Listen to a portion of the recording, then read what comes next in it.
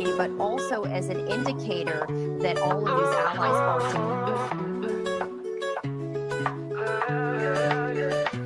under the same moon, share the love, embracing the differences like hand in glove.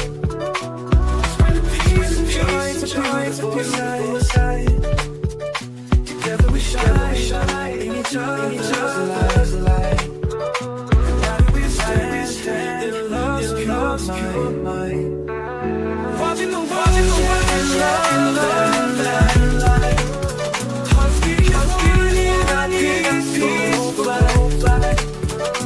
Colors of harmony, painting the night. United we stand in love's pure mind.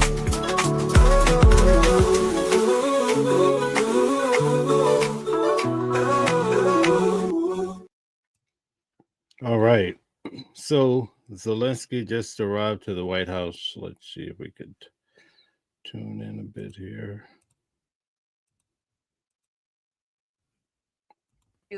Leaders have now walked into the White House. Typically what happens is that this camera will then momentarily go down as they work to reestablish inside the Oval Office.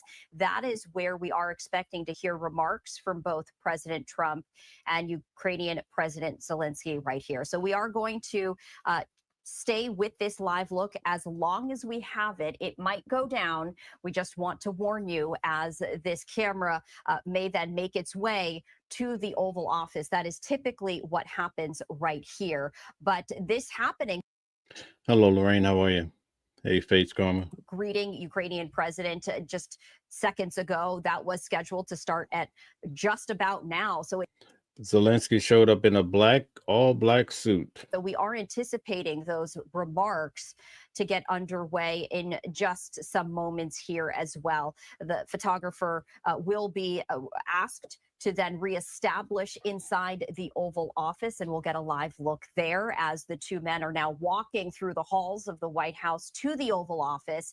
They'll then be seated next to one another alongside their delegations. And we know with Fox News correspondent Jackie Heinrich sharing via social media that Vice President J.D. Vance, Secretary Rubio, Chief of Staff Wiles, among others, including as U.S. Special Envoy Steve Witkoff and Kellogg, will all be in attendance for this very significant meeting as both President Trump and Ukrainian President Zelensky are working to find a way to end the war with Russia. President Trump already meeting with Russian President on Friday in Alaska. And few details came out from that, although President Trump did indicate that while no ceasefire was reached, progress had been made. And now President Trump indicating he's looking for a longer agreement there for peace. So we do see that all of this is winding down. But let's just listen in as we take a live look here outside the White House, as just moments ago, President Trump greeted Ukrainian President Zelensky.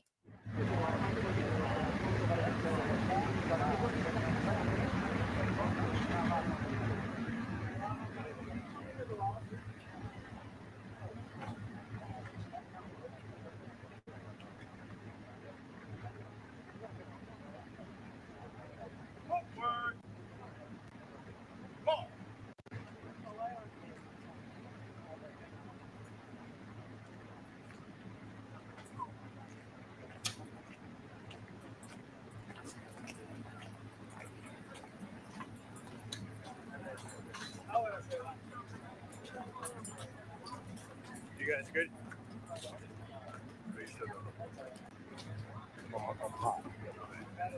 Oh wait, I got to that you guys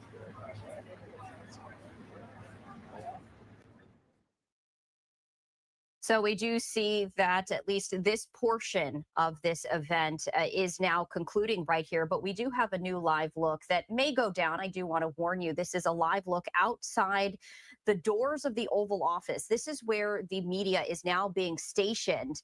As we do see, they are on the move. So perhaps we will be hearing from President Trump and Ukrainian President Zelensky. I'm going to raise the audio as we are now walking inside the Oval Office.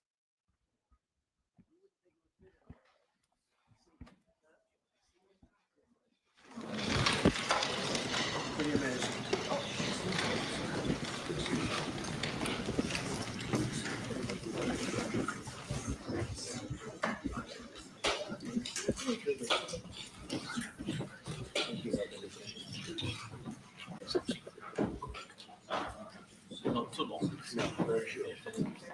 Very short. Between us.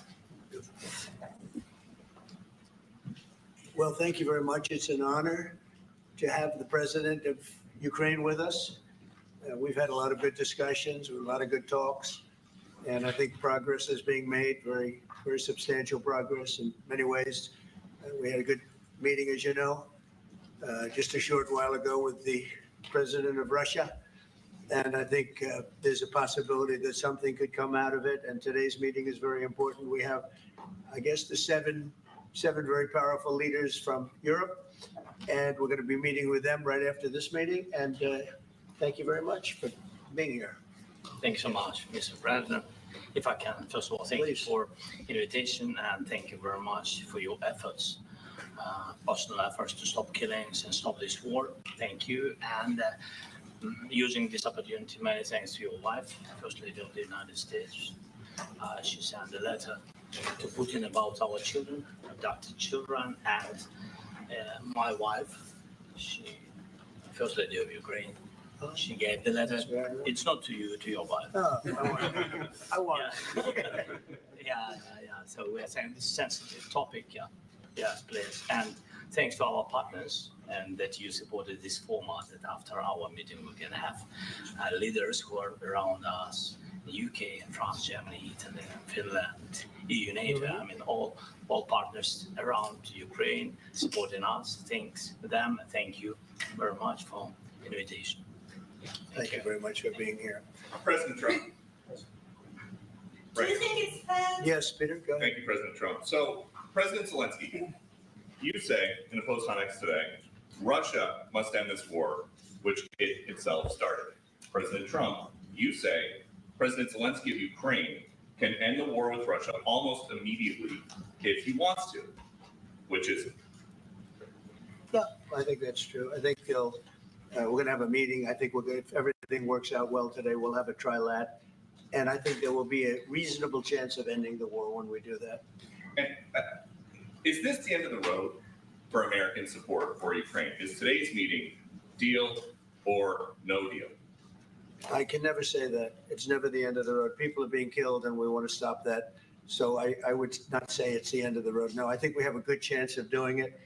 It's been almost 4 years now that a lot of people were killed last week. A lot of people last week. I mean, millions of people killed, but a lot of people last week for whatever reason. A big number, a lot of soldiers, on both sides. And I know the president, I know myself, and I believe Vladimir Putin wants to see it ended. And as you met with Putin on Friday, today you've got President Zelensky here. As you listen to Russia and Ukraine, which side has the better cards? Well, I don't want to say that. I'm just here to be, look, this isn't my war. This is Joe Biden's war. He's the one that had a lot to do with this happening, and we want to get it ended. And we want it to end good for everybody. We want it to end good. The people of Ukraine have suffered incredibly. And to that point, President Zelensky, are you prepared to keep sending Ukrainian troops to their deaths for another couple of years, or are you going to agree to redraw the maps? Thank you for your question. So, first of all, we live under each day attacks. That today have been a lot of attacks and a lot of wounded people, and the child was dead, small one year and a half. So we need to stop this war, to stop Russia, and we need support American and European partners, and we will do our best for this. So, and I think we show that we are strong people, and we supported the idea of the United States, of personally of President Trump, to stop this war, to make a diplomatic way of finishing this war, and we are ready for trilateral, as President said. This is a good signal about trilateral. I think this is very good. Thank you. Mr. President,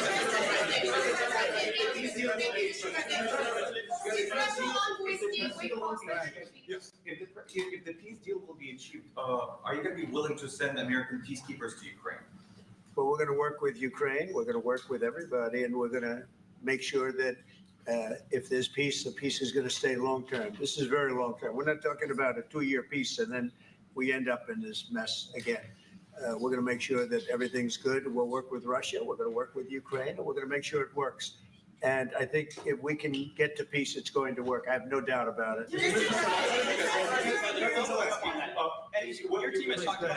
Your team has talked about security guarantees. Could that involve U.S. troops? Would you roll that out in the future?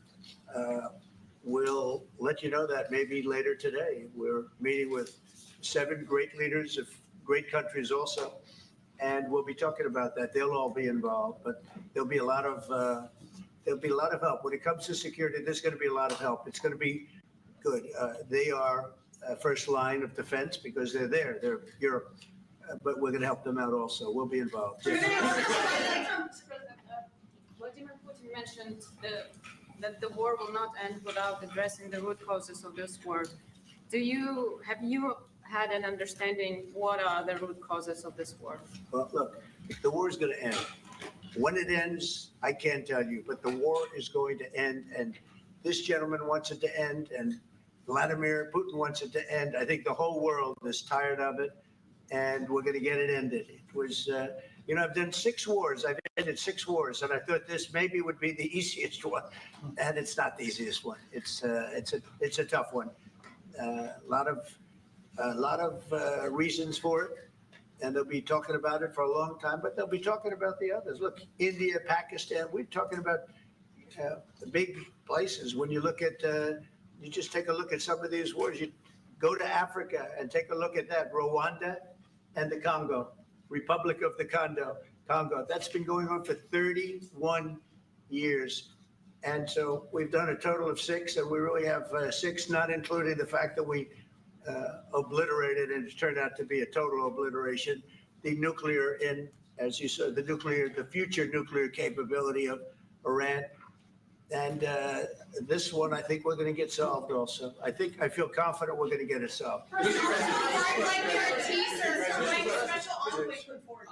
Mr. President. Can you tell us about your conversations with European leaders and what they need to see to support an end to the war? Yeah, well, we're going to be meeting with a great representative group and 7 very powerful, very big countries, and great people, all friends of mine and friends of yours.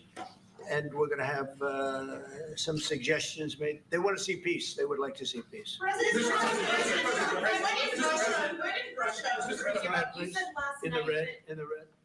President Trump, do you think it's fair for Ukraine and for Russia to achieve a lasting and durable peace if Ukraine cedes its territories that Russia hasn't yet conquered? Do you think it's a fair peace for Ukraine? We're going to have a lasting peace. Just to answer the first part of your question, we're going to have a lasting peace. I hope it's going to be immediately. I hope it doesn't have to go on. And I think people of the whole world is going to be very happy when that's announced. You posted on social media, Mr. President, a very touching letter from the First Lady. And the letter was hand-delivered to President Putin. And it calls for an end to the war, essentially, because of the children and the children's future. Why did the First Lady feel that letter was necessary? Was it because she believes that Mr. Putin is the aggressor in the war? Is a similar letter being hand-delivered to President Zelensky? So the First Lady felt very strongly. She's watched the same thing that you watch and that I watch. I see things that you don't get to see, and it's horrible. But when she's got a great love of children, she has a wonderful son that she loves, probably more than anybody, including me. I hate to say it, but she loves her son. She loves children, and she hates to see something like this happening. And that goes for other wars too. I mean, she sees the heartbreak, the parents, the funerals that you see on television. Always funerals. We want to see something other than funerals. No, she felt it was a beautiful letter. It was very well received by him. And she did ask me to say, she would love to see this end. She would love to see it end. And she says it very openly, very proudly, and with great sorrow because so many people have been killed. Last week, Brian, go ahead, Brian. Yes, sir. I've got a question for each of you. Yes. First of all, Mr. President Zelensky, you look fabulous in that suit. I said the same thing. Yeah, you look good. I said the same thing. Yeah, looks Isn't good. that nice? That's the one that attacked you last time. See, now he's I remember that. Yeah, I apologize to you. You look wonderful. No, my first question for you, President Zelensky. In the same suit. You see, I changed, you are not. Maybe yours is much better. Real quickly, upon peace, God willing, we get peace. Are you open to holding an election in your country? Yes, of course. We are open for election, yes. We have to do safety circumstances and a little bit, we need to work in the parliament because during the war you can't have elections, but we can do security. We need, maybe how to say, we need a truth, yes, everywhere, in the battlefield, in the sky, and the sea, yeah, to make possible for people to do democratic, open, legal elections. So you say we're ready. during the war, you can't have elections. So let me just say 3.5 years from now. So you mean if we happen to be in a war with somebody, no more elections? Oh, that's good. I wonder what the fake You like this idea? Yeah. No. Speaking of news, I got a question for you. This sounds insane for me even to ask this, but do you think the American media really doesn't even want a peace deal because they've seen they've been so critical of you every step of the way as you lead the charge for peace? It's an amazing phenomenon. I said that if in the settlement you got Moscow, St. Petersburg, and thousands of miles around them, they would say, I made a bad deal. The level of hatred and animosity is incredible. Not with all. I mean, we have great people up here. We also have terrible people up there that I think are told what to say. But, in solving all of these wars, they don't even write about it. I saw major wars. I saw wars that have been going on for 31, 35, and 37, and a couple of quicker ones. One that was going to go into a full-blown deal very quickly. You know what the one I'm talking about? It was a big one. But they don't even write about that. No matter what I do, no matter what, and this is not anything to do with you. It's probably to your advantage in a certain way. But no matter what I do, no matter what deal I make, from my standpoint, you'll come out good. Maybe President Putin will come out good. But they'll say Trump was absolutely horrible. It's just that, and I've lived with that for a long time. I've lived with it since just before the first election. I used to get great publicity. Now I get the worst publicity anyone's ever gotten in office, but I won in a landslide, so that people understand they're the only ones that count ultimately. But I've also had great reporters. I've had journalists that are very good. But it's very sad when you do the right thing. As an example, they said, because of the fact that Vladimir Putin came to American soil, this was a tremendous defeat for Donald Trump. No, it was really wonderful that he did it. It was a hard thing for him to do, to be honest with you. It was the opposite of what they said, but they said it. Now, if he didn't come, they'd say that was also bad for Trump. There's no way. And there's just a great dishonesty of the press. And I think that's why it's lost its credibility. Its credibility is at an all-time low. We have a thing going on right now in D.C. We went from the most unsafe place anywhere to a place that now friends are calling me up, Democrats are calling me up, and they're saying, sir, I want to thank you. My wife and I went out to dinner last night for the first time in 4 years. And Washington, D.C. is safe. And you did that in 4 days. I'll tell you, it's safe. I had another friend of mine. He has a son who's a great golfer. He's on tour. And he came in fourth yesterday in the big tournament where Scotty Scheffler made the great shot. And he said his son is going to dinner in Washington, D.C. tonight. I said, would you have allowed that to happen a year ago? He said, no way. No way. He said, what you've done is incredible. And I think the people realize it. But the press says, he's a dictator. He's trying to take over. No, all I want is security for our people. But people that haven't gone out to dinner in Washington, D.C. in 2 years are going out to dinner. And the restaurants the last 2 days were busier than they've been in a long time. Sir, Thank I you. walked around yesterday with MTG. If you can walk around with DC with MTG and not be attacked, the city is safe. Yes. Thank you, Mr. President. Last week, you warned of what you called severe consequences if a 30-day ceasefire or any type of ceasefire were not agreed to by Russia. Will there be severe consequences? Does that change because of I the don't meeting think with you need a President Putin? ceasefire. You know, if you look at the 6 deals that I settled this year, they were all at war. I didn't do any ceasefires. And I know that it might be good to have, but I can also understand strategically why, well, you know, one country or the other wouldn't want it. You have a ceasefire and they rebuild and rebuild and rebuild, and, you know, maybe they don't want that. But if you look at the 6 deals that we made peace and you know, long-term, long-running wars, I didn't do any ceasefires. Would I like the concept, you know, I like the concept of a ceasefire for one reason, because you'd stop killing people immediately, as opposed to in 2 weeks or 1 week or whatever it takes. But we can work a deal where we're working on a peace deal while they're fighting. They have to fight. I wish they could stop. I'd like them to stop. But strategically, that could be a disadvantage for one side or the other. But all of these deals I made without even the mention of the words ceasefire. President Zelensky, are Can you you disappointed that there's no explain the ceasefire? decision to offer Ukraine Article 5-like security guarantees, but stop short of pushing for their full membership? Yeah, well, we haven't done anything on that yet. If you look back and you go back long before President Putin, it was always a statement that they would never allow Ukraine into NATO. So that was a statement that was made, but we haven't discussed any of that yet. We're going to be discussing it today, but we will give them very good protection, very good security. That's part of it. And the people that are waiting for us, they are, I think they're very like-minded. They want to help out all. Thank you, President. Thank you, President Are you Trump. disappointed there's no The United ceasefire, Mr. States- President? The United States has already given hundreds of billions of dollars to this war effort in Ukraine. Biden. At best, it is a stalemate and the killing continues. So President Trump, how much more is the United States willing to give Ukraine? And President Zelensky, how much more do you want?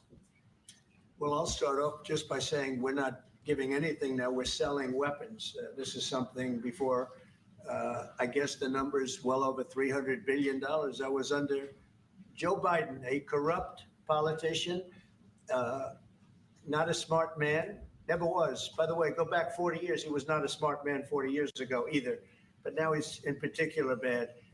This was done by a corrupt administration that shouldn't have been in. And frankly, if the right results of the election were given, if I were president, this war would have never taken place. And he would have been very happy because he would have liked to have seen. I mean, they went through hell. He went through hell. This war would have never happened. And the people that were killed, a couple of million people, a lot of people with soldiers and everything else, and the people that have been displaced and forced into other areas and other countries because of what's happened, none of that would have happened. And I'm just saying that he was a horrible president, whether it was the borders or this, he was just a horrible, corrupt president. Mr. President. You want to? I can. Thank you so much. So first of all, we have possibility now to buy weapon from the United States. We are thankful for this program and this opportunity. We are thankful for Europe. They pay for this. And through NATO program, for example, Pearl and etc., we have some programs where we can have some money to finance this. And this is a part, I think. It's not a part for the war and to defend us. It also will be a part for security guarantees, to strengthen our army, to rearm Ukrainian army. This is very, very important. And it depends how much money we need to rearm. For example, the question of air defense, we spoke about it with President Trump, and I'm happy that we have now bilateral decisions and we work on it with production, American production. Nobody in Europe has so many air defense like Patriots, for example. We need it very much, and this is also about defending. President Zelensky, I think the good news, we make the best military equipment in the world by far. You mentioned the Patriots. How good are they? Systems. We have systems, they're literally 100% foolproof. And it's really like shooting two bullets, two bullets hitting each other in the air in a space like this. The chances, 100%, it's 99 to 100%. So we sell the equipment to NATO, and NATO does what, I don't know what the arrangement is that you have with, but I know that they want you to have the equipment. And we're getting the best equipment in the world, but they pay us for the equipment. Under Biden, it was just crazy what was going on. I believe the number is over 300. I think it could be $350 billion worth of equipment and money and everything else. And we've made more progress in settling this war in the last 2 months than they made in 4 years. This should have been settled a long time ago, but it should have never happened. Yeah, please. Real quickly, you pushed out on social media. All right, Brian, go first. You pushed out on social media about doing away with mail-in ballots and potentially electronic voting machines. Can you expand on that and how important that Well, is? that's a very off topic, just really quickly. Mail-in ballots are corrupt. Mail-in ballots, you can never have a real democracy with mail-in ballots. And we, as a Republican Party, are going to do everything possible that we get rid of mail-in ballots. We're going to start with an executive order that's being written right now by the best lawyers in the country to end mail-in ballots because they're corrupt. And you know that we're the only country in the world, I believe, I may be wrong, but just about the only country in the world that uses it because of what's happened. Massive fraud all over the place. The other thing we want change are the machines.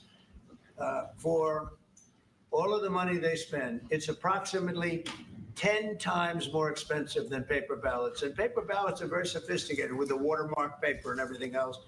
We would get secure elections. We'd get much faster results. The machines, I mean, they say we're going to have the results in 2 weeks. With paper ballots, you have the results that night. Most people, but most people, many countries use paper ballots. It's the most secure form. So between paper ballots, very, very important, paper ballots, and I think maybe even more important, the mail-in voting. We're going to end mail-in voting. It's a fraud. If you have mail-in vote, even Jimmy Carter with this commission, they set it up. He said the one thing about mail-in voting, you will never have an honest election if you have mail-in. And it's time that the Republicans get tough and stop it because the Democrats want it. It's the only way they can get elected. Because with men and women's sports and with transgender for everybody and open borders and all of the horrible things. And now the new thing is they love crime. They're fighting me on the fact that I've made Washington, D.C. safe. We're not going to get mugged, beaten up, or killed like all the people you've been watching get so badly hurt. I'm glad. I hate to take your time with this, but I'm glad you asked me that question. Sorry. We're going to stop mail-in ballots because it's corrupt. You know, when you go to a voting booth and you do it the right way and you go to a state that runs it properly, you go in, they even ask me, they asked me for my license plate, for identity. I said, I don't know if I have it. They said, sir, you have to have it. I was very impressed, actually. But it's very hard to cheat with mail-in voting. As you know what happens in California, it's so corrupt where some people get 5, 6, 7 ballots delivered to them. That we got to stop mail-in voting, and the Republicans have to lead the charge. The Democrats want it because they have horrible policy. If you have mail-in voting, you're not going to have many Democrats get elected. That's bigger than anything having to do with redistricting, believe me. And the Republicans have to get smart. We're not going to have a country. I said for a long time at rallies, you need borders and you need free and fair elections. Those two things. Otherwise, you don't have. We have strong borders now. In 90 days, Mr. President, we didn't have 1, 0, 0 in 3 months. Not one person. Hey guys, hit the like button, share, and subscribe if you like the material. I will be broadcasting when they come back after their meeting today, so stay tuned. Put your notifications on. 0. And thank you guys. Back a year ago, 2 years ago, 3 millions of people poured into our country. It was terrible. Thank you very much. Guarantees do you need from President Trump to be able to make a deal? Is it American troops, intelligence, equipment? What is it? Everything. And really, it includes 2 parts. First, strong Ukrainian army. That's what I began to discuss with your colleagues. And it's a lot about weapon and then people and training missions and intelligence. And second, we will discuss with our partners. It depends on the big countries, on the United States, on a lot of our friends. And Mr. President, to that NATO-like protection in order to get President Zelensky to a deal today? Well, I don't know if you define it that way, but NATO-like, I mean, we have people waiting in another room right now. They're all here from Europe, biggest people in Europe, and they want to give protection. They feel very strongly about it, and we'll help them out with that. I think it's very important. I think it's very important to get the deal done. You've been involved with the peacekeeping in Ukraine since your first day in the administration. What would you say to the Ukrainian people right now who are suffering under the Russian attacks and hoping that the American people will stand with them? Well, I know Ukrainian people. I've known many over the years. They're great people. They're smart. They're energetic. They love their country. I mean, they love their country, and we want to get this war ended. That's all I can do. I love the Ukrainian people, but I love all people. I love the Russian people. I love them all. I want to get the war stopped. Very important. Mr. President, was there any aspect of your discussion with Vladimir Putin that left you disappointed? Look, we just spoke to, I was just telling the president, I just spoke to President Putin indirectly, and we're going to have a phone call right after these meetings today. And we may or may not have a trilat. If we don't have a trilat, then the fighting continues. And if we do, we have a good chance. I think if we have a trilat, there's a good chance of maybe ending it. But he's expecting my call when we're finished with this meeting. Thank you very much, everyone.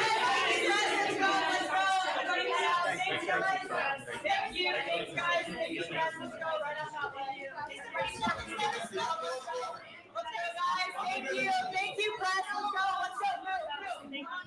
All right, so that concludes the conversation there with President Trump and Ukrainian President Zelensky as the media is being extorted outside of the Oval Office right there, running about 30 minutes in length as they talked about a number of issues right there. I did want to bring in political analyst Rich Rubino to talk more about what was being discussed. And before we get into the details, Rich, what was your initial reaction from the tone to the content of that discussion between President Trump and Ukrainian President Zelensky? Yes, well, this is very much the opposite of what had happened in the February meeting. The February meeting was very confrontational. Obviously, Donald Trump looked at President Zelensky and said, "You don't have the cards." And Mr. Zelensky said, "We're not playing cards here, Mr. President." This was actually a very cordial affair. It was different than his press conference with Vladimir Putin, which actually was held after their meeting, because in that meeting, in that press conference, rather, they did not take any questions. They just gave kind of gave their reports. But this was interesting. Obviously, most of the questions were delegated directly to President Trump, and President Trump, in terms of his statements, basically says that he wants peace. He tried to, obviously, he's taking credit for the 6 other wars that he says that he ended. And he says he thought this would be the easiest, but this was going to be the hardest. But in terms of actual substance, there was very little actual substance that came out of that press conference. Obviously, we'll see what happens in the actual meeting. You mentioned that this is very different from the meeting and in the Q&A, the comments with President Trump and Putin. What do you glean from that? This was absolutely more casual. This was more open-ended. This was just a series of questions, really, that both President Trump and Zelensky answered. And as you mentioned, the questions weren't even asked there at post-summit with President Trump and Putin. What does that mean in terms of the relationships between President Trump with Putin and Zelensky, and the nature of the negotiations? Well, I think a lot of people in America were kind of confused about the reception that Vladimir Putin had. Obviously, getting the red carpet, the two men seemed very jovial. Some people were saying, well, why didn't he treat President Zelensky this way in February? I think he did. He was very. There's a lot of camaraderie, at least a little bit, between the two. But obviously, we don't know what's going to actually happen in the meeting. I think that he did suggest, at least Donald Trump suggested, that perhaps sometime they'll have a trilateral meeting. And in order for there to be some sort of a peace agreement, I think there will probably have to be some sort of a trilateral meeting between the three. I think the main sticking point, or the point of contention, if you will, is this issue of land swaps. And currently, under the Ukrainian constitution, it is required that in order for there to be land swaps, the president does not have plenipotentiary powers there. It has to actually go to referendum of the people. And currently, over 60% of the population of the Ukraine is against the idea of land swaps. So I think that that's really going to be the sticking point here. I don't know how Donald Trump kind of is going to be able to mediate that. You know, it's interesting, and I just wanted to share with you and our viewers. This is from Fox News correspondent Jackie Heinrich. President Trump was asked, is this the end of the road for American support for Ukraine? Is today's meeting deal or no deal? And President Trump responding, I can never say that. It's never the end of the road. People are being killed, and we want to stop that. So I would not say it's the end of the road. No. Hey guys, tell us in the audience if you think that Zelensky can have a winning shot here, or do you think it's all going to Putin? Tell us. And as does Ukrainian President Zelensky. Is there wiggle room when it comes to the land? That's where I don't know, because that's where I think that President Zelensky obviously is somebody who's vociferously against the idea of land swaps. But even if he was for it, he does not have Constitution, and then actually has to go to the people. And unless basically I guess this is where a statesman comes in, right? If he does make the case and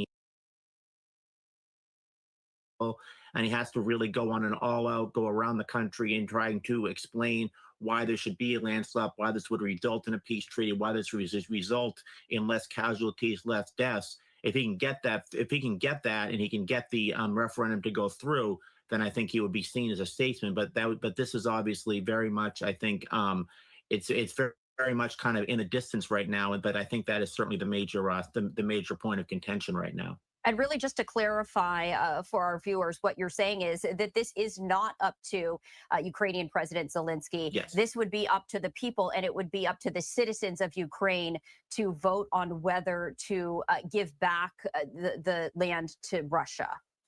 Yes, that's absolutely what I'm saying. He can certainly use the bully pulpit. He can use the authority. Thank you, Marky Mark. Go and he can travel. He can barnstorm around Ukraine. He can go on. He can be interviewed by the media. He can try to make the case for the land swaps. But first of all, he has to be in favor of the land swaps, and then he has to make the case. And he has to make the case to a very incredulous people who would say that, if we're going to make these land swaps, what is it that we fought for? What is it that the Ukrainians have died for? So that is a very hard case for him to make, and that's really the point of contention here. The other part that President Trump had previously took to social media on is that of NATO membership. And he is really encouraging Ukraine to drop their quest for NATO memberships. U.S. Special Envoy Steve Witkoff indicating that the U.S. and the European allies would create a NATO-like security guarantee for Ukraine. When you hear that, what does that look like? Does that carry the same weight as an actual NATO membership? Could that open the door for compromise? It's a great question. Basically, Article 5 of the NATO Charter states that an attack on one country that is a member of NATO by an external force, not by another NATO country. Basically, every other NATO country has to come to their defense. It's been issued one time, and that was after September 11th, when the NATO countries came to the United States and defended and fought with the United States side by side in Afghanistan. Meme says only the EU can save Zelensky.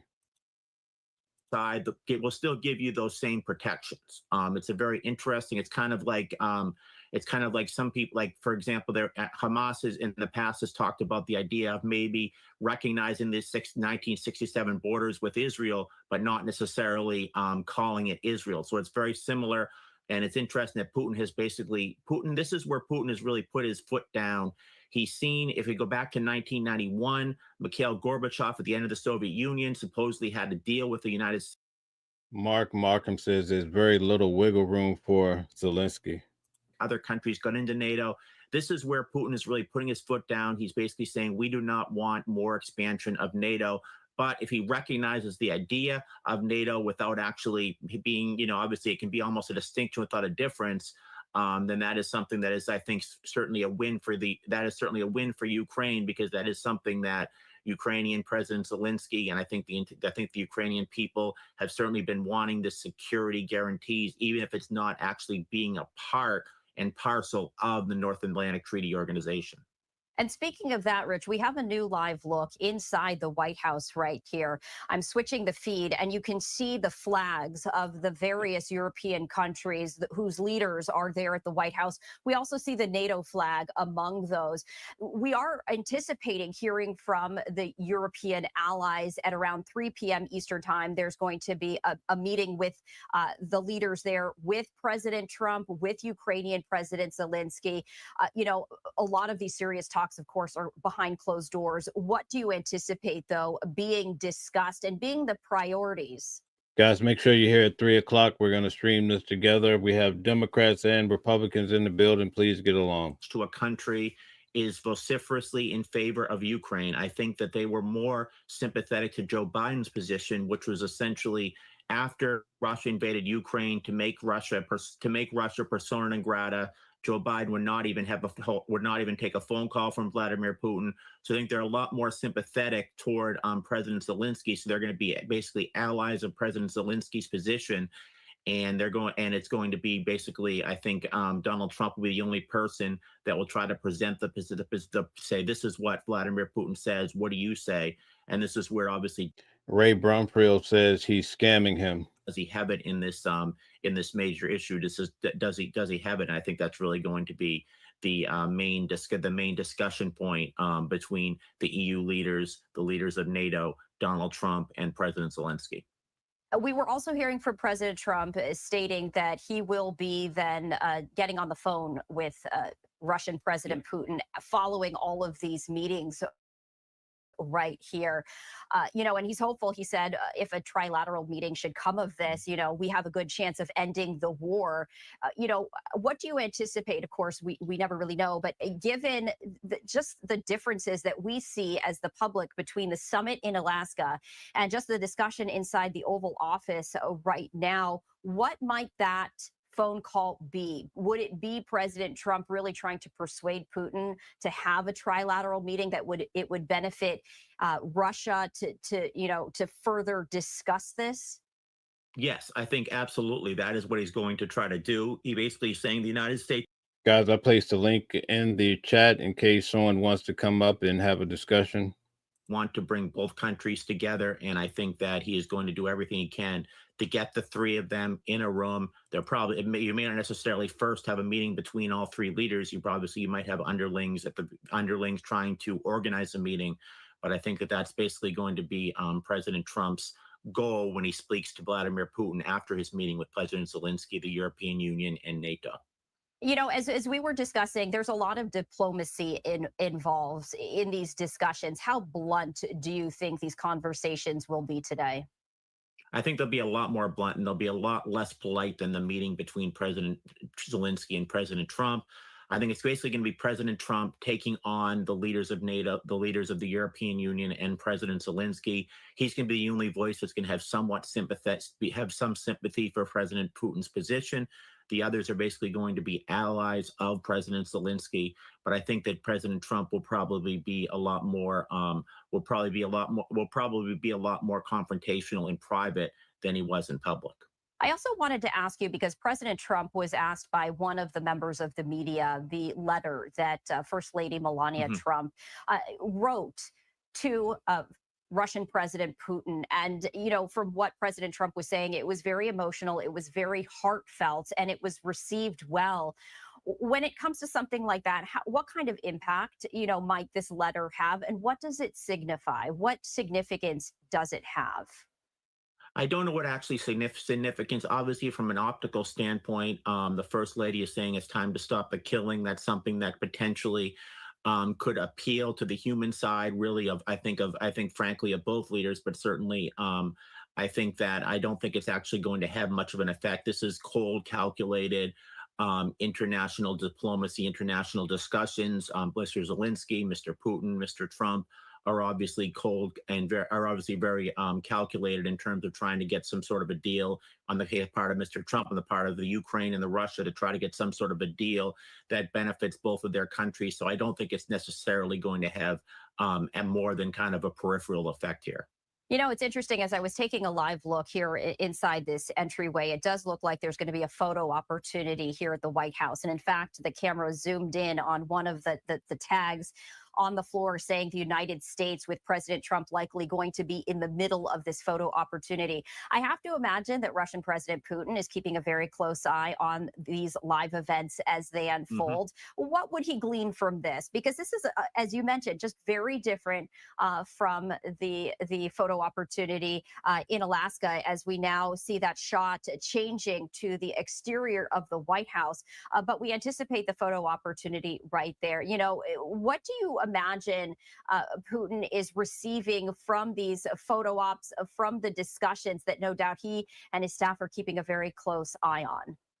I think he's probably very happy. Hal says there's no way Trump can broker peace. He will set out everyone to Putin. President Biden basically had toward Mr. Putin. So I think he's very happy about that. I think obviously he realizes that the president of Ukraine, because Donald Trump is supposed to be somebody who's kind of a nonpartisan in terms of both countries right now, he's kind of being a mediator, that he's going to give a warm reception to Mr. Putin's adversary as well. So I don't think he really looks much into this, but obviously he's very happy, I think, about the reception that he and his team got on U.S. soil from President Trump and his team. President Trump, you know, did express, he acknowledged that a ceasefire wasn't made in Alaska, but he said that progress is being made. When we anticipate the reaction, do you think that it will continue to be optimistic and positive following this meeting? Of course, depending the outcome. I mean, of course, I would imagine that Putin would then have to weigh in. But do you think there's going to be a continued positivity and optimism surrounding the potential for long-term peace? Yes, probably, even if nothing really comes out of this. Obviously, at the Russia meeting, there was not necessarily a huge deal that came out of it. But obviously he did come out and he said that, you know, we've had these meetings. He made it out like it was a success. He got, you know, Vladimir Putin to at least agree that that the Ukraine could have security guarantees as long as he's not a part of NATO. And again, that's really the point of contention here. But Gear Jammer says that Donald Trump is a living legend. Substantively, when there really could be something substantively, again, it would be with the meeting of the three leaders. But again, you know, going back to the card analogy, President Zelensky really does not necessarily have all the cards here when it comes to land swaps, because of the way that his constitution is written. He does not have plenary of potentiary authority to agree to this. All he can say is, I agree that I will support land swaps. I will go to my people. I will barnstorm the country. I will say that there needs to be I will say that there should be a referendum, and the referendum, the people of Ukraine should vote for the land swaps. But he really does not have the authority to. He does not necessarily have an authority to end the war in terms of agreeing to land swaps himself unilaterally. I also wanted to ask you about the issue of weapons, because that was a topic of discussion when we were hearing from President Trump and Zelensky. And I also wanted to share this from Fox News correspondent Lucas Tomlinson, saying NATO Secretary General Mark Rutte saying in June, Russia produces as much ammunition in 3 months as NATO produces in a full year. The Economist, at current rates of procurement, it will take 7 years to bring America's ammunition stocks back to where they were before military aid to Ukraine began. And we know that, you know, months ago, the United States, you know, allowed Europe to purchase some of the weapons to then hand to Ukraine. How significant are those contributions?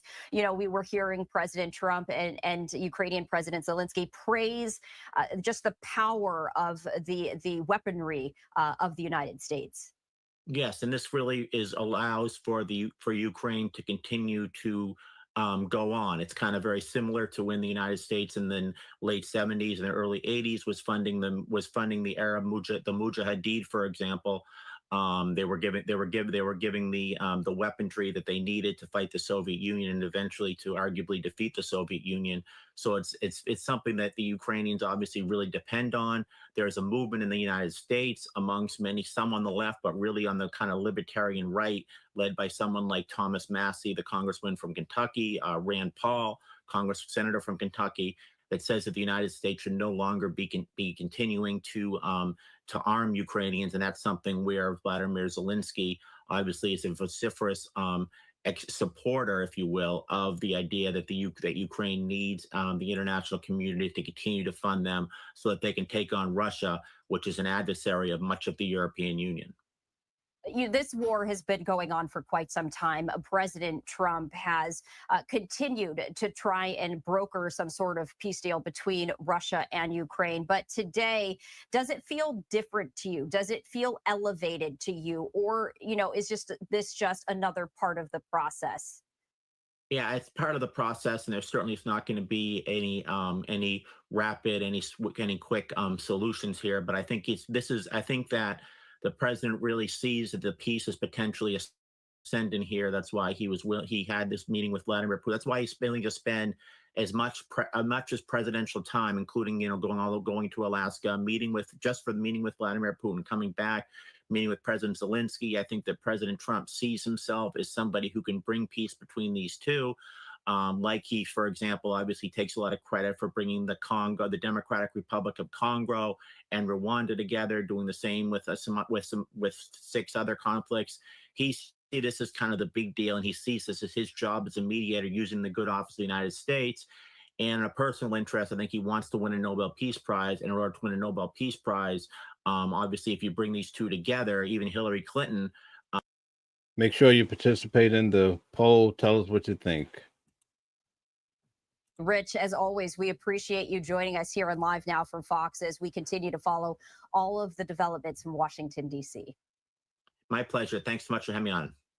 And I wanted to share this with you. This is a live look inside the White House. You can see the flags of the countries who are part of this meeting with President Trump and Ukrainian President Zelensky, a number of European allies and NATO joining this discussion. This does appear to be an upcoming photo opportunity, as President Trump is expected to meet with the European leaders in just a matter of moments. We are going to continue to follow all of these significant live developments right here on Live Now from Fox. For now, though, we are going to step away momentarily for a break. After that, Mike Page is going to continue our coverage. I'm Stephanie Quinu. You're watching Live. We know we can't change everything you don't like about shopping, but here at Stop & Shop, we're going all out to improve what we can. Thank you. We've seen you doing finger math in the store, but no more of that. You deserve a better way to save. Heck yeah, I do. With over 10,000 items always on sale. Okay, so we're going to go to a few of the comments. We have so many comments, folks. Meme says Trump can't even end the civil war. Okay, very good. Let's see what else we have here. Okay, very good. All right. Marky Mark, thanks for participating. Thank you guys for coming through. At 3 o'clock, I believe they're definitely going to have a meeting of some sort. So tune back in, guys, if you want to see. I definitely will be broadcasting. We're going to keep covering this to see what happens. Is there anybody here that thinks that Zelensky has a chance? I haven't found one person that believes that all day. Not one person. Can I find one person? And if so, come on and tell us why you think he could win. Marky Mark says these people believe anything. Dennis Sherrill says, all you young people think you should get paid more than the people that have worked for years and you don't even have the experience. Okay, he's not too happy with the young people. Okay, Daniel Price is back. Hey, Daniel, it's always nice to have you here. I saw a lot of your comments about the stock market, about the bond market, how it's losing its shirt right now. It's taking on water. And if it does tank, the whole market will be terrible. Thank you, Daniel. Daniel says those rolls of sheet steel that we build goods with, those come from Canada and Europe. Okay, thank you very much. All right, when they come back, I'll definitely bring it back up. Marky Mark says no BBC and News Now talking points. Do your research. Okay. Craft Core says, I'm here to tell you that Trump is done. He is finished. All right. There's no hope for Donald Trump. We have people here with different expressions. Okay. Patrick Sheeran says, and now pay tariffs on. Okay. Dennis Sherrill says, we have a steel plant here. Where's here, Dennis? Tell us. Is that in Pennsylvania? What are you referring to? Tell us the place. Okay, Dirt Town 505, welcome. Thank you for your participation. Says Fox is talking points from Marky Mark. Okay, thank you. Thank you. All right, Dennis is from Alabama. Okay, very good. Okay, Patrick Sheeran says, where's the bridge still coming from? Okay, Alabama. Okay. All right, let's see who else is commenting. Cannon says, making a fool of the world, talking about Donald Trump. Okay, let's see what they're saying about the stock market.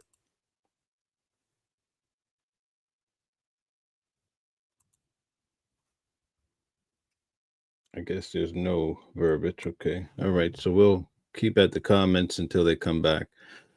All right.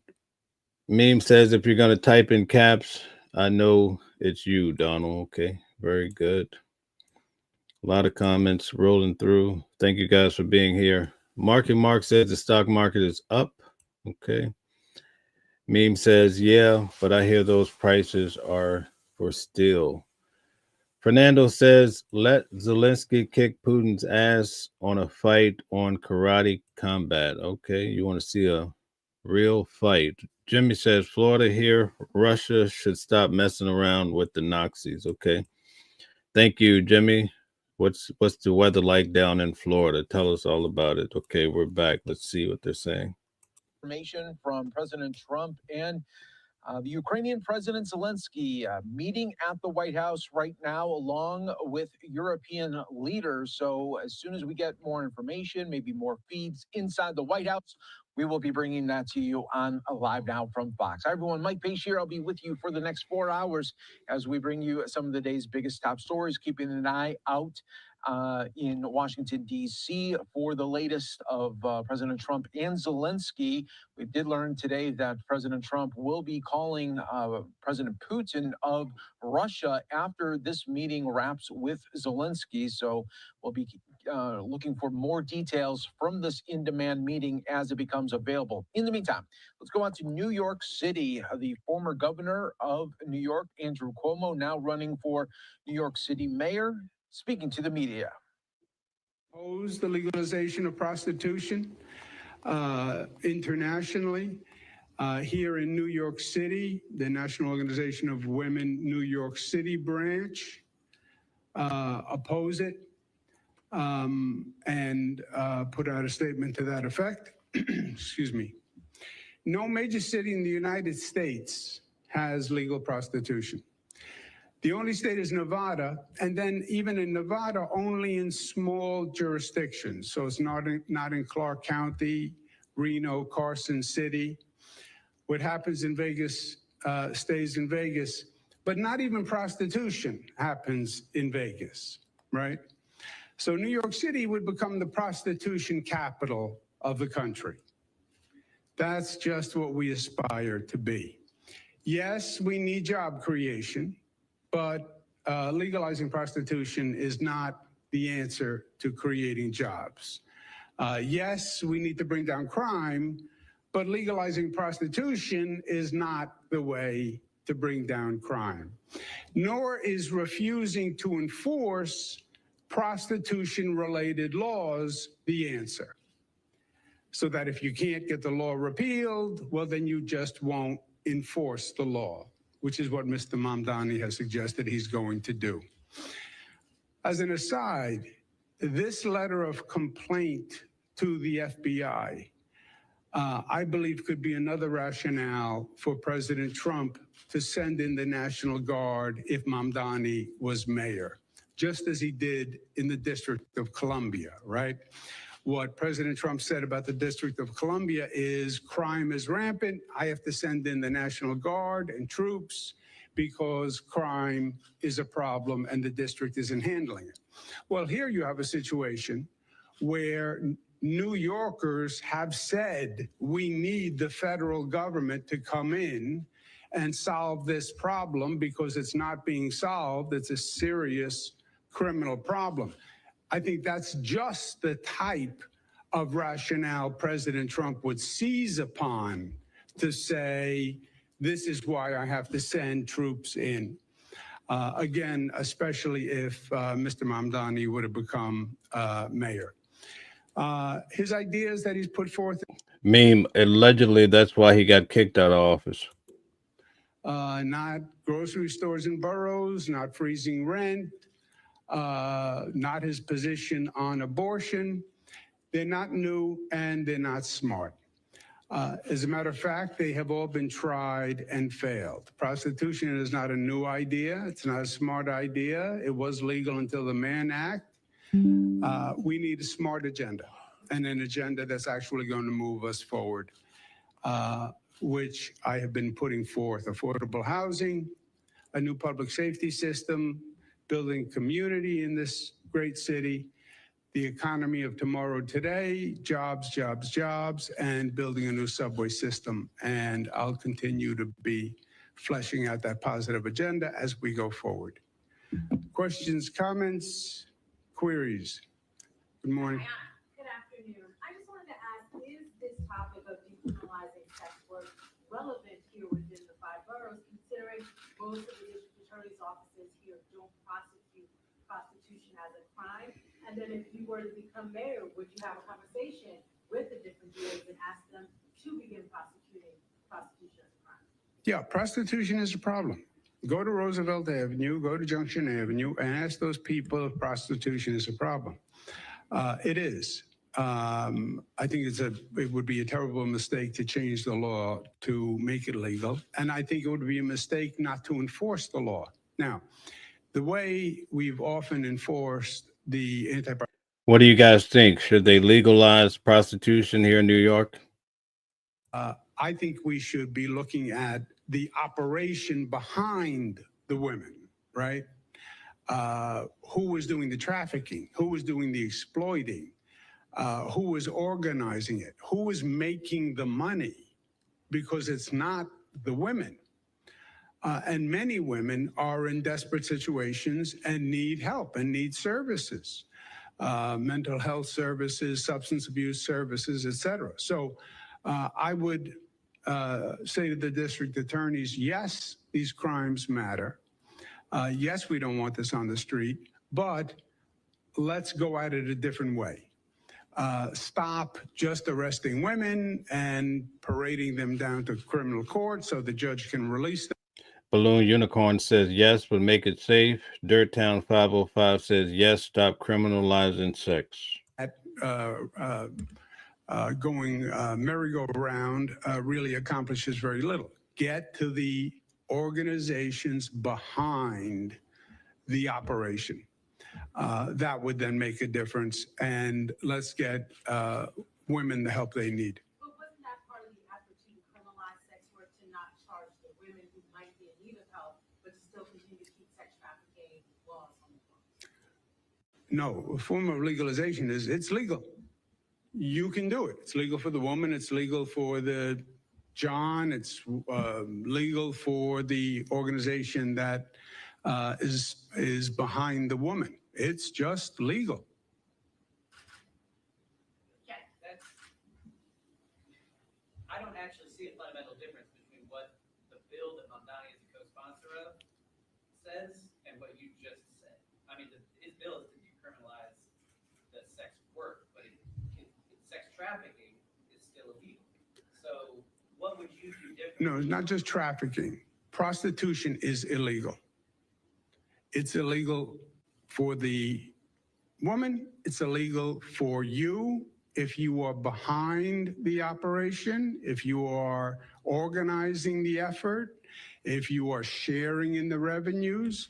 It is illegal and it is a crime. And we don't want to encourage it, and we don't want anyone to aspire to it. We don't want to give it the imprimatur of credibility. So you think the focus should be on sex traffickers, but you would like to keep the law, you would Well, you need the law. You need it to be illegal to charge anyone with anything, right? I think we focused a lot on the women or the male prostitutes, and I think we focused less on the sponsors, the operation, the organization, and the trafficking. But it is all illegal. This is also a problem right now under Eric Adams. You were saying you went to Roosevelt Avenue. I mean, what would you do differently as mayor that our current mayor is not doing? It's stepped up enforcement. And the point that we talked about, you know, if you just, and again, I was in the Manhattan DEA's office, I saw this firsthand. Don't focus just on the women or the men. Don't focus just on the prostitutes. Focus on the operation behind them. Now, it's often gang related. In the case of Roosevelt Avenue, they believe there are foreign nationals that are involved in it. So they tell a story that's even more complicated. But the focus on the prosecution, but the entire act is illegal. The law is not changed. Hi, I wanted to ask you something a little bit off topic from this. Today, one of your opponents, Mayor Adams, filed another lawsuit to get matching funds from the Campaign Finance Board. What's your take on that? Do you think he'll be successful? He said it's unfair that he hasn't gotten the money, but do you think there's actually reason enough, evidence enough for the Campaign Finance Board to withhold funds from him, given the fact that a large part of his federal indictment was centered on his donations? And secondly, could you, because I didn't go to law school, I believe it. What is the difference to you? I mean, you sort of explained it, but the difference between decriminalization and legalization? Because I actually would disagree. I think there is a focus on the sex traffickers and the right to have Roosevelt Avenue and Junction Boulevard are gangs, whichever gangs they are, and working on that. So what do you see as the fundamental difference? Because I'm inclined to agree with what Jeff said. It doesn't seem that different to what he's selling numbers to focus on women and get them out for men. Well, it decriminalizes. So it's not a criminal offense for anyone. For anyone. It's not a crime. Legalization, you can still have it could still be a violation, but a violation is not a crime. Legalize means it's neither a violation nor a crime. On the CFB, I don't know. I don't know the facts. I don't know what they have. I don't know what they have from what the federal government had. I don't know what evidence they have. So I can't help you on that. I just don't know. Just to be clear, the bill does have, trafficking would continue to be a crime. The bill, that's. Yes, but trafficking is also different, right? Trafficking can have nothing to do with prostitution, right? Women get trafficked all the time, right? But that is a different crime, can be related to, but it's also a different crime than prostitution. Holly? The New York Times reported this morning, I think, that you were in the Hamptons over the weekend at a fundraiser hosted by former President Stein, who had visited the Oval Office to advocate on your behalf with President Trump. Did you talk about that with Mr. Stein? Can you confirm whether that meeting happened? I don't believe any of that is true. You don't think you talked to the president about you? Did you said the Times said he advocated for me with the, It said that he shared polling about the general election. oh, well, I do this. You can share polling, doesn't mean you advocated. You can share a poll that says the person has no chance. So I don't know anything about that. There was a fundraiser that was at the home of Jimmy Finkelstein and Pamela Finkelstein. Jimmy Finkelstein is the brother of Andy Stein. Did you see Andy Stein this weekend? Yes, he was at the fundraiser. Okay, you didn't talk about the president? No. Martin? The city has been set by one bill, shooting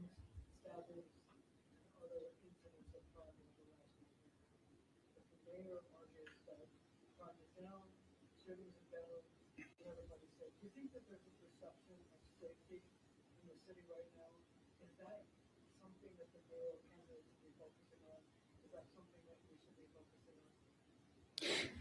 Well, you have reality and your perception, right? In reality, is crime down? No. Some crimes are down, some categories of crimes are down, some are up. Also compared to when, right? Crime can be down compared to last month, but up compared to 2 months ago. And that's why I think people get confused with the data, because data can sometimes say whatever you want it to say. But crime is up. Murders are down, shootings are down, but most crimes are up. That's the fact. The mayor wants to stress the areas of crime that are down because he's the mayor. So he wants to stress the area of crimes that are down. The perception of crime, I don't think any New Yorker thinks crime is down. Period. I mean, I talk to New Yorkers all day long, and I haven't had anyone suggest anything other than crime is up and crime is a major problem. So every single person who's running for mayor says, I'm going to make you feel safe. But nobody believes that any of these things can make you feel safe because we have these incidents that happen that nobody can quite predict. So what do you do to convince people, I mean, that crime is that you're going to be the person who's going to make a difference? And that Mayor Adams isn't, and Donnie isn't, and Morgan isn't, and Curtis isn't. But look, I'm going to. Meme says, does anybody know if they're releasing the Epstein files this week? He wants to know. To make you safe, right? A mayor could do everything possible, and you're crossing the street, and God forbid you get hit by a car. You know, I wasn't kept safe. I can make the city safer. Yes.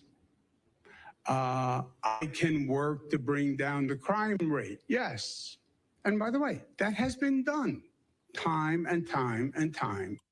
Guys, hit the like button. At 3 o'clock, they're going to have a special meeting with the European leaders. So we look forward to that, to watch it together. Demographic factors that we can't influence, but we also know there are factors that you can influence.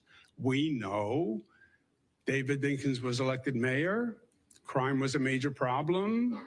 He put in place Safe Streets, Safe City, and hired additional police officers. The additional police officers came in, a new police commissioner, different strategies, and crime came down.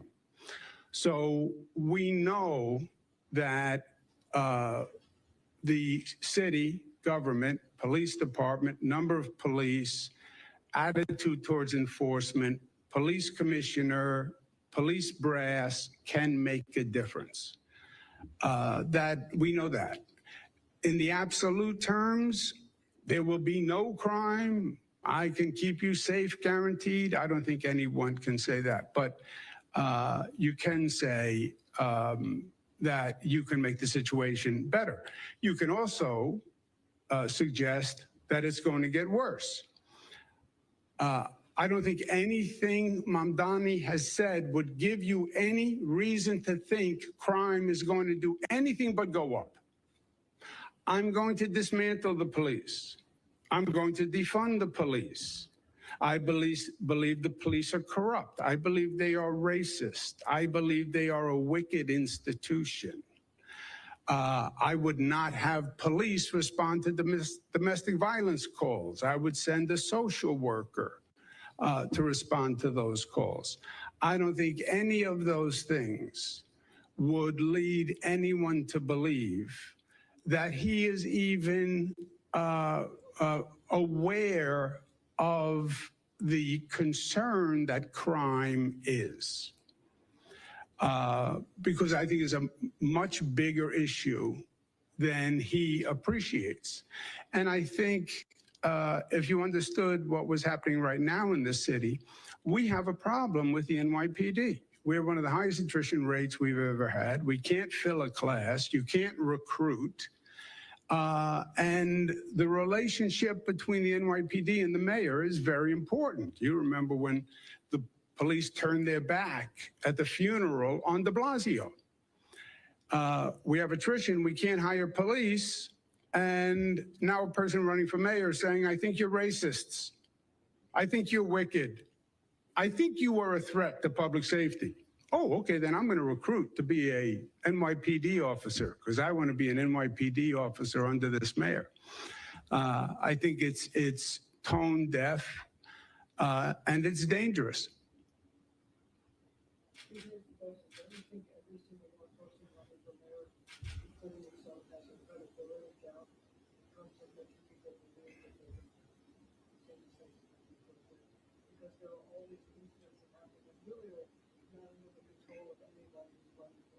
I think every politician, nowadays especially, yeah, I think people are very cynical about politics. I think they're very polarized about politics.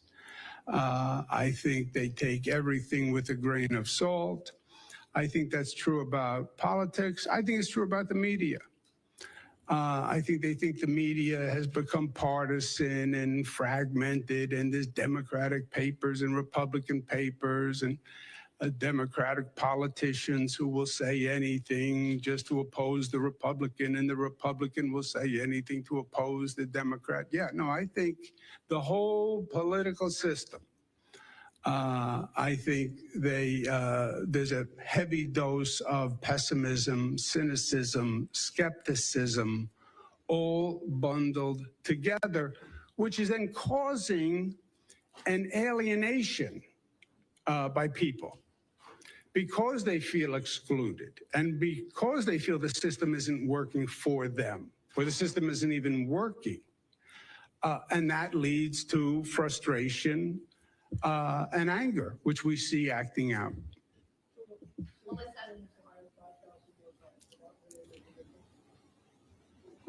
5,000 cops would bring you back to about the level of Mayor Dinkins and Giuliani administrations. You could do 1,500 additional cops in the New York City subway system. That would make a difference. Hi, Melissa, how are you?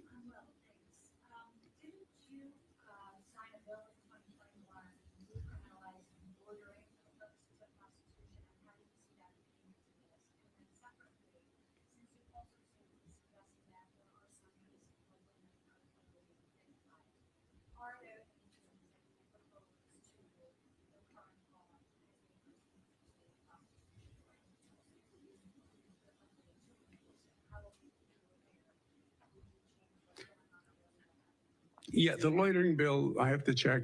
I don't remember that bill, frankly. Oh, so it was a transgender bill?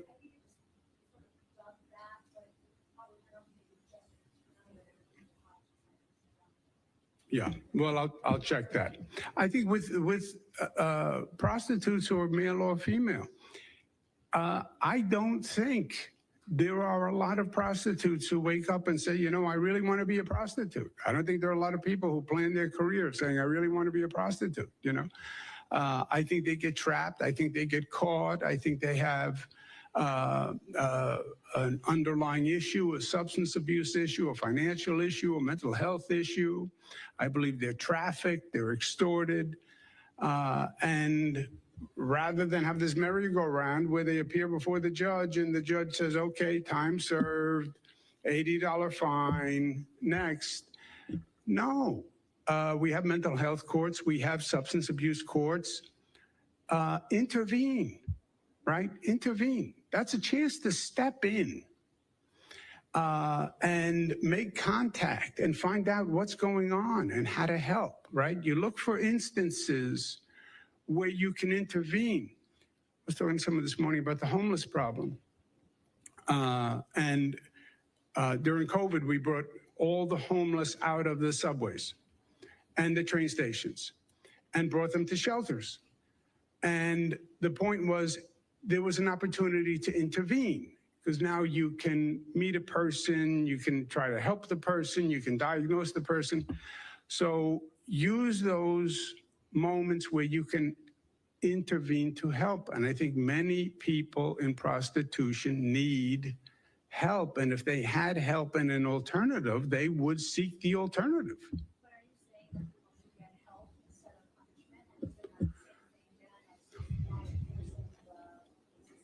Well, I think you have two different situations, right? You have a male or female prostitute, and then you have the organization behind it.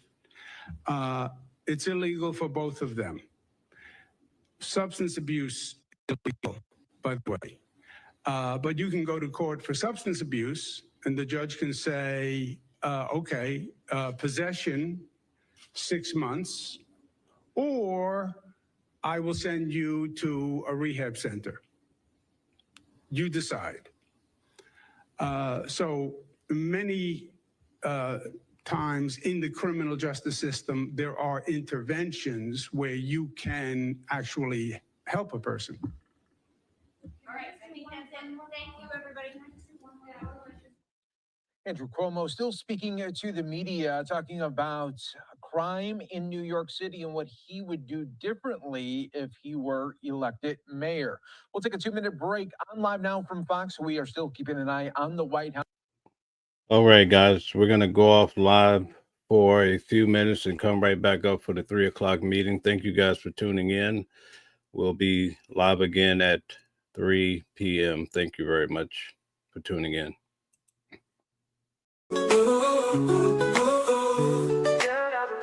Different voices, but the same song. Living a world where we all belong. Kindness leading the way, breaking the chains. In the symphony of love, the thing remains. Embracing diversity, brighter days in sight. Watching the world sharing love and light. Hearts beating as one in our peaceful flight. Colors of harmony, painting the night. United we stand in love's pure might.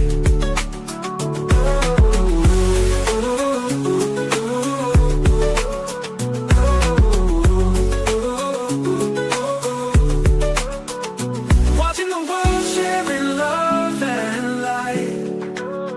Hearts beating as one in our peaceful flight.